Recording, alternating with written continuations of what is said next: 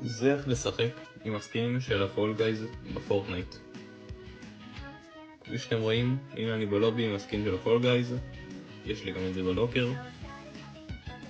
עכשיו בואו נראה לכם את המדריך של איך לעשות את זה במשחק רגיל. אתם נכנסים לקריאיטיב, שמים רדי,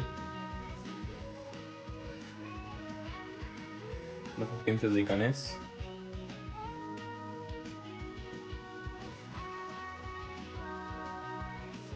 עכשיו לאחר שזה נכנס, אתם רצים לפורטל, בוחרים מפה, לוחצים בה למעלה.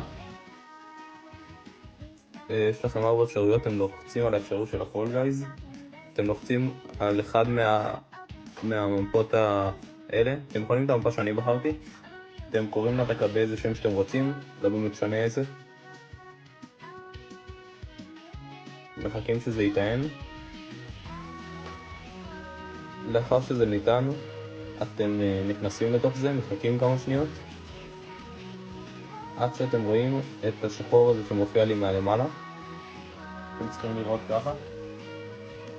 מחכים כמה שניות, זה ירחיב לכם את התמונה, זה יכניס אתכם והנה אתם עם סקין של הפול גייז. אבל זה לא מספיק, אתם גם רוצים לשחק. אתם נכנסים בריף וזה יכניס אתם לעולם שלכם שאתם יכולים לבנות בו, לעשות בו כל מה שאתם רוצים. בהצלחה, מקווה שנהנתם. שימו כיף, כן?